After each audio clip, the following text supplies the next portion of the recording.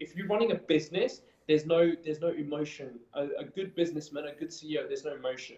Why was Czech playing in the final of the? We think that a player signed. We think that we've agreed personal terms, and then we hear that we've not even made a bid yet. So imagine every man is in Champions League and we're there. Europa on ones. I'm not mug. So what are you actually saying? Are you saying that you rate Granit Xhaka high enough to be he's in your starting 11 for Arsenal Football Club? Is that what you're saying? This is for the ones who care. How are you feeling about Arsenal at the moment? Oh, you've gone straight into it. I don't know. I was thinking about this on the way home because my opinion can be easily dismissed because I wouldn't say that I don't go to Arsenal games anymore. Any reason in particular? Yeah, two reasons. Firstly, the first reason really is financially, because I just can't. It's not doable. You know, I've been saving up for a flat, and I think to myself, right, what are the essentials that I need? And unfortunately, I can actually watch a lot of the games down the pub and probably save myself about £100, or round a mate's house, or round my house, or whatever. But that's one of them. But two, I just think I've fallen out of going. I've fallen out of love with going, if that makes sense. I don't actually enjoy going anymore. Is that because of being priced out of it, you feel, or just because look, I'm gonna. It's like there's almost like a, not a metaphor, but you could link to what I do for a living, which is I work in education. There's a parallel to education has now become all about money, and it's kind of sucking the life out of, doing what I do, and we see students more like customers these days, and it's changing. Everything's changing, and you'll notice that particularly at colleges, all the colleges are merging to make more money. All the teachers are being told how to teach. We're being moderated, invigilated.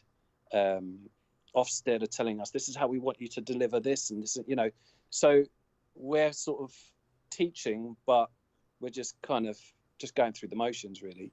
And the students are customers, pretty much like football, where the punters are customers. They're not fans, they're customers. And it's almost kind of like robotic, that the way that everything's been kind of, I'm not sure what word I'm looking for. Capitalism. Capitalism has seeped into education the same way capitalism has seeped into football, and the more money it makes, the less life there is in it, and the same with education. Do you know what I'm saying? So like, you go to a game, you're a customer, and I really feel every time I went to the Emirates, I never really loved the Emirates, and I'm not sounding like a gammon. Do you know what I'm saying? Like, I went there, and you go to Highbury, and like, oh man, just growing up and going there and just going with my mates, and it was great. And you can still do that with the Emirates, but I feel like when you go there, there's kind of like this thing where it's like, go to the game, shut the fuck up, buy a hot dog half time, drink fucking warm beer, and then go to the shop and then piss off. I really feel like there's that going on. So I was like, okay, so I'll go to the odd game, and I went to the odd game, and I don't go at all now. And people might be sitting there going, oh mate, that's not a fan. Stick through Arsenal through thick and thin. But I'm not mug, and I don't like being treated like a mug. Do you know what I mean? Do you know what I'm saying though? And they're treating us like mugs. They don't give a fuck about us. And why should I invest money in that? Don't get me wrong, I love football, and I watch football religiously, and I've never felt so bad about anything in my life than when Arsenal lose a final. So were you nearly back on board then for the after the UEFA Cup, or kind of around the final? Well, I think you and I share different opinions, but I respect your opinion. And there's a right way about going things. I mean, obviously you're an advocate of Arsene Wenger. I was losing the will to live with him, in the last, I don't know, I'd say 2 seasons, but maybe more than that. Things were starting to creep in for me, the 8-2 loss, and all the big losses. I was like, we need this, we need to change. and I was slowly but surely kind of, it was gut wrenching, but that's the whole point, isn't it? Because all the passion, all the emotion, all the love, and when things were good, they were amazing, but when they were shit, but that you get that as a fan, and that's what makes your bond with them stronger. But this money shit, man, this corporation that we call a club, I resent them now. I kind of resent them.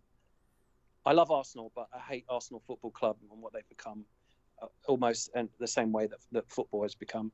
And it's a vicious circle of, like, we've got to make money, so we've got to survive, and we've got to survive to make money.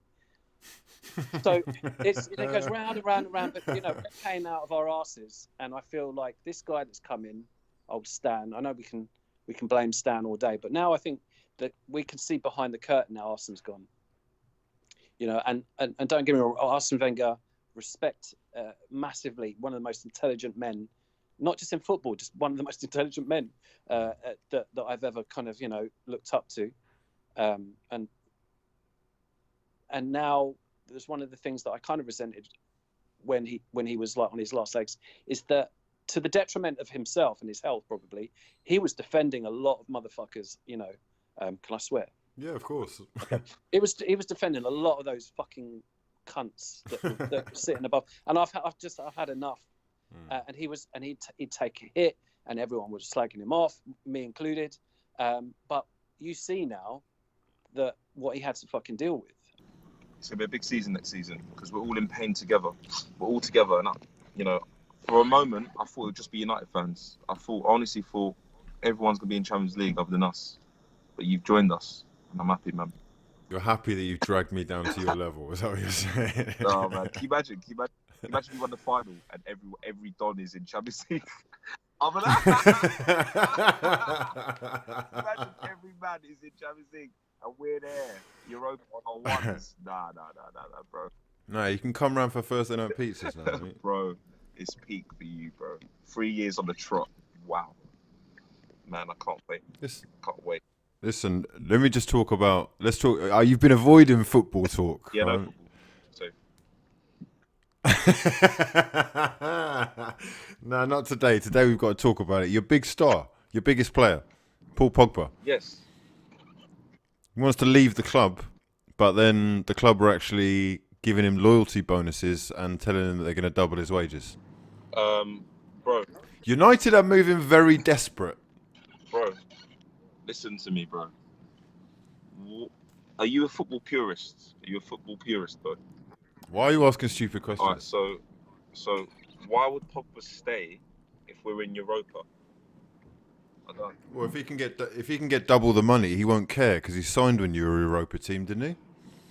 Bro, we are in Europa. I'm not even excited about the transfer window. Let's just knuckle down, heads down. We're signing Donnies like Daniel James, yeah, from Swansea, all right? So I think you're not impressed with Daniel James then? Doesn't excite you? You're not going to get James on the back of your shirt. No. But he's fast though. He's fast. He is very fast. We all know what speed can do to a team. Yeah. Arsenal versus Birmingham, final, League Cup. Obafemi Martins! Obafemi Martins! Oh, you're such a clown. Harry, how you doing? Not too bad, thanks, mate. How are you? I'm very well, enduring another pointless Arsenal transfer window, it seems. We're waiting for action. Tell me, are you excited by what's going on at the club right now? Obviously, new manager. We've just seen the first season. How are you feeling? Where do you stand? Are we moving in the right direction? I'm not entirely sure, if I'm completely honest. And I've taken stick pretty much all season for saying this. But I'm not totally convinced yet. I'm not saying I can't be convinced, but right now, I'm not entirely sure that Unai Emery is the right man to take us forward. I think that's just as much down to the fact that the club is in a mess as much as his managerial sort of capability. So it's not a case of me having to go at Unai Emery. I just think that this job at the moment is so big that perhaps it needs someone a little bit different with a clear philosophy That's something I've really struggled with this season, to understand what it was he was trying to implement. At the beginning, it was clear, and then he kind of just went away from that. I'm not sure why. We think that a player signed, we think that we've agreed personal terms, and then we hear that we've not even made a bid yet. So it's really confusing. I think there's so many media outlets these days. It's very easy to get sucked into these rumors. But, I don't know, to be honest, mate. At this moment in time, it's very unclear how things are going to unfold throughout the summer and how we're going to line up next season. Okay, what is it specifically, whilst we're on Unai Emery, that you've seen that leaves you unsure as to whether he's the right man? He's certainly done well to get Arsenal to a European Cup final in his first season. We've missed out on top four narrowly after the absolute capitulation, falling apart at the last minute. But really at the last hurdle, what exactly is he supposed to achieve in your eyes? What is the target? What is the barometer? What are you marking his success or failure up against? Well, at the beginning of the season, if you'd have asked me where I expected Arsenal to finish, I probably would have said to you just outside of the top four. And so it probably sounds like I'm being a little bit hypocritical now when I'm saying that I'm not sure he's the right man. But for me, I think objectives change as the season goes on. And I think given the way things unfolded, the fact that Chelsea were so inconsistent this year, Spurs were miles ahead of us and they dropped a load of points as well, just about made it into the top four. Manchester United were as bad as they've been. They were 11 points behind us at one stage. So for me, the fact is that it opened up for us and we should have taken that opportunity. I don't think he'll get as much of an opportunity next season, in the sense that I think the other teams will be stronger. And because of that, you just feel like this was his chance to do it. And I totally accept that this is not his group of players. I totally accept that there are a lot of players in there that are certainly not good enough and need to be moved on. But in my opinion, if you go out at the start of the season and you bring in a goalkeeper, a centre-back, a right-back and a defensive fielder, and you can't improve the team defensively, and people will say it's not Unai Emery calling the shots, and it wasn't Unai Emery that brought those players in. But if that's the case, then what's the point in saying we trust in Unai Emery if he's not making those decisions? So it just feels like, to me, there's that. I think the capitulation was embarrassing at the end of the season. In terms of getting to the Europa League final, I don't see that as that much of a big deal, if I'm being honest, because Arsene Wenger got to the semi-final the year before in his worst ever season. And that competition, up until the last stages, is a very weak competition. I think we can all agree on that. But I just feel like, had Unai Emery come in this season, embedded a certain way of playing, a certain style, a formation, a system, and even if the results perhaps were a little bit worse off, I would have been able to sit here now and say, right, it's one season under the belt. I understand what he wants to do and what he's trying to do, and I'm willing to give him the patience and the time to do that. But my problem is now that we've got to the end of the season. We still don't know what our best starting 11 is. Granted, they're not all his players, but from the players we've got, we don't know what the lineup is. We don't know what the right formation is. We've changed from a back three to a back four to a back five so many times. Do we play with two up front? Do we play with one up front? There's so many unanswered questions. And I just think it's impossible to plan for the new season if, you don't have a clear blueprint in place. And that's my worry with Unai Emery. Let's just talk about the Ozil situation for 1 second, because you've got a player here who we know has incredible ability. There's questions as to whether he turns up enough or not, but ultimately he is costing the club a lot. If the board are not going to back the manager properly anyway, or there's no outside investment, and we're relying on player sales to actually move forward or bring anyone else in and give this guy his own squad and therefore a chance, do you say, I like the player, but I've got to sacrifice him for the manager? To be fair, he's a great player. Like, I love Ozil. Like, I've been watching him since he was at Schalke, Werder Bremen, then he went to Real Madrid. But the thing is, at Real Madrid, he had good players around him, and then he could have been that luxury player. At Arsenal, in the first few years, you could see there was players that freed up his role. And right now, if you looked at the team sheets over the last 12 months, 1 minute he's starting just behind the strikers, the other minute he's playing right mid, 1 minute he's playing left mid. He should have a number 10 role. There's been people on Twitter with no knowledge saying, Iwobi should be playing number 10 role. Iwobi is not good enough to play for Arsenal Football Club. Ozil is. Ozil was a World Cup winner. He's a world-class player. Yeah, he pisses me off sometimes. His body language, his attitude, his... the thing with Ozil and other players playing in the same position in the Premier League, I would say, is hard work beats talent when talent doesn't work hard. He's probably, in terms of 2% of the most talented players in the Premier League, but he just doesn't work hard. Now, does that go back to the manager? The manager doesn't motivate him, doesn't actually encourage him to express himself, not just by passing through the last third, but also understanding man marking or getting back to defend and help the team as well. That comes down to the manager. At the end of the day, there's only so much you can do. Like, it's like having a kid at school. Like, you can only tell him so much, or your mum and dad tell you so much, and it comes down to the parents. Does that need discipline? Does it need to be fined some wages or whatever it is? But yeah, I think being on 350 grand a week, it's Arsenal have shot themselves in the foot, because he can't be sold. No club is going to pay him that unless he goes to China, and he wouldn't. Same as Gareth Bale at Real Madrid. They don't care. They'll just sit on the bench. Mate, footballers these days have no loyalty. They'd rather see out their contract. One thing Wenger said, which was right, is you're going to see more and more players seeing out their contract. And when they get a next club, they'll get a massive sign-on. They get a huge weekly salary because the club doesn't have to pay a transfer fee. So, fucking hell. Like, Mkhitaryan's on like 180. Is it possible to be a top club while Stan Kroenke is in charge, or is Stan Kroenke actually not the thing that's stopping us being a top club? I don't think it's Stan Kroenke, mate. Like, you can put much blame on him as you can. Like, let me tell you why. A lot of people say about Stan Kroenke, the money this, he doesn't invest any money. No, that's bullshit. If you look at Liverpool, all these signings they've done, like Salah, everyone's like, oh my God, they're paying 35 million for Salah, 60 million for that. They sold really well. They sold Suarez, they sold Torres, they sold Coutinho. Arsenal have let players go on free. Here's what my point is, the biggest point. When they played Champions League this year, I looked at the squad, and do you know the type of players that made differences in the matches? Shaqiri, Origi, Robertson. Robertson was signed from who? Wasn't not a big name player. Shaqiri, 11 million, already 7 million. Liverpool has spent the money really smartly. Yeah, they have bought expensive players. Van Dijk, worth every penny. Why wasn't Ramsey sold for any money? Why wasn't Sanchez sold for any money? I mean, look at the Liverpool sell players, not just Coutinho. Look at the other players they sold. Why are other clubs selling players higher than us? Sorry, Ospina, like, is going to 3 million? Like, that's a joke. He's an international goalkeeper. If you're running a business, there's no emotion. A good businessman, a good CEO, there's no emotion. Why was Cech playing in the final of the... Why? He's not a number one goalkeeper. No other club in the world would have played Cech as their number one keeper, and he's leaving.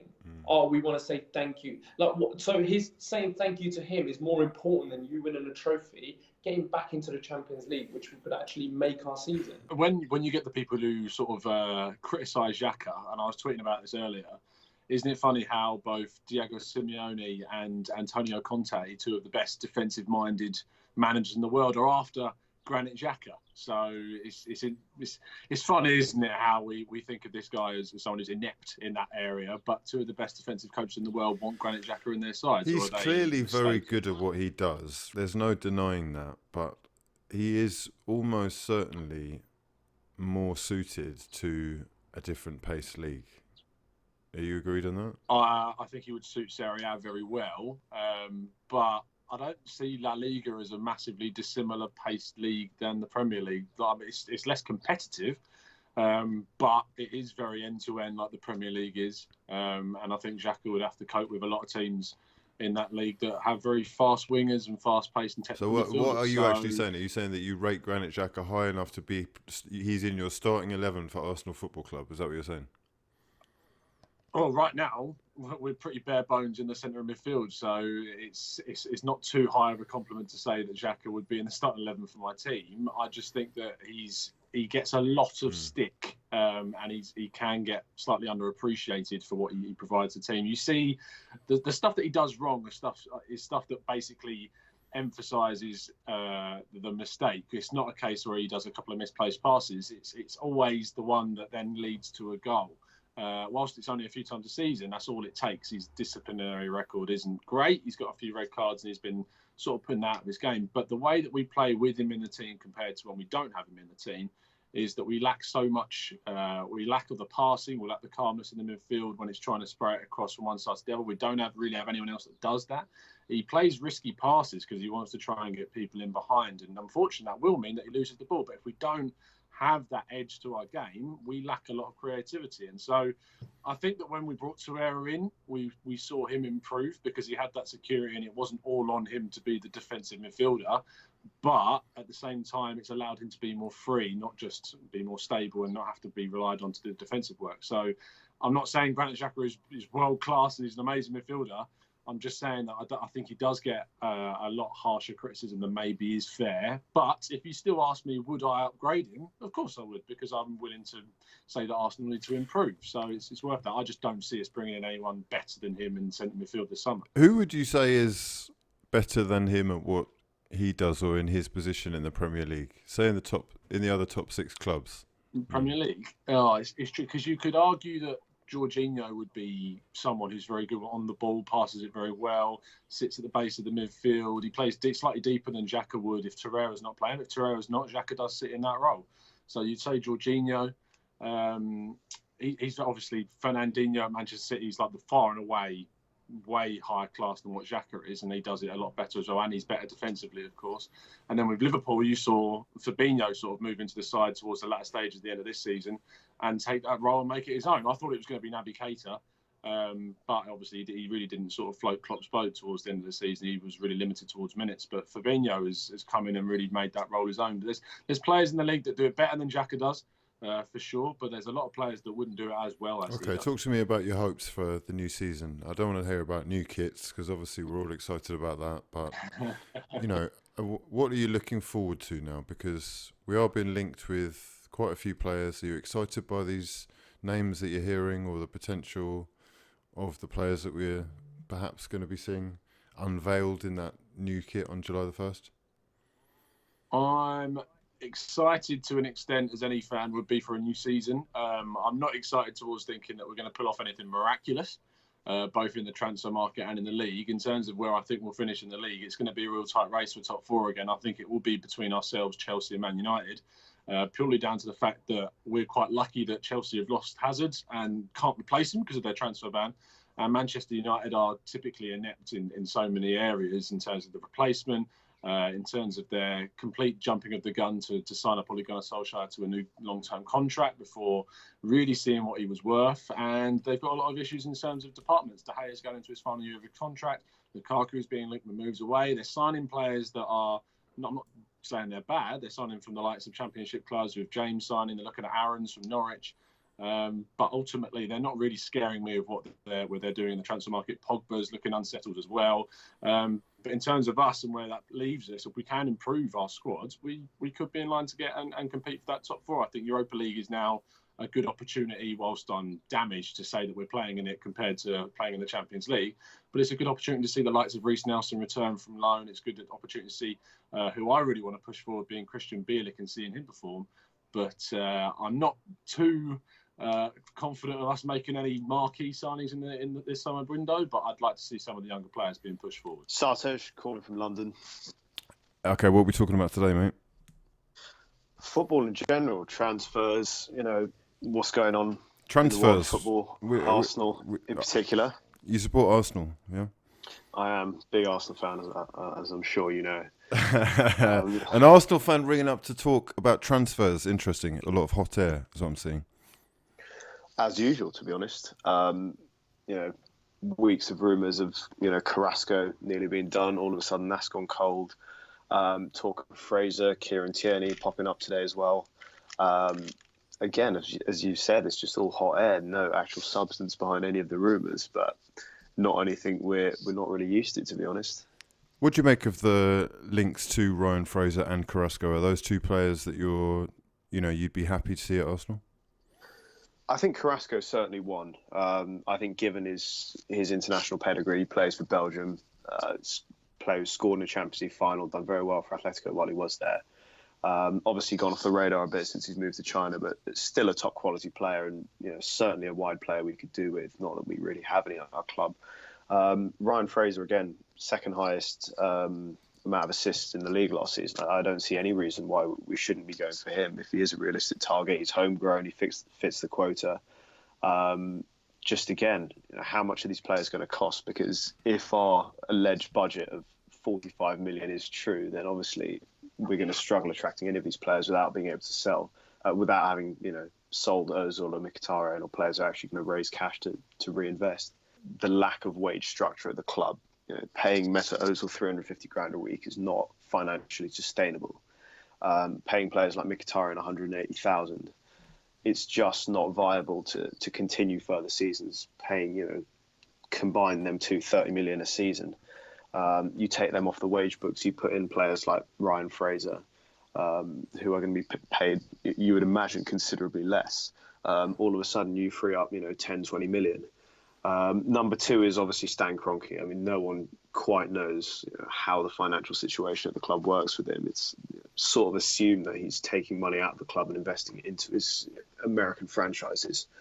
I mean, given we have the highest match day revenue flow in the world of any football club, you would be surprised to see a club like Arsenal with such a low budget. Obviously, not playing Champions League football next season is going to be a bit of a blow. Obviously, if we get players off the books, if we try and sell, the likes of Ozil, Mkhitaryan, we could try and get rid of perhaps players like Iwobi. If we can get Xhaka off as well, those are players that can be raising 30, 40 million possibly.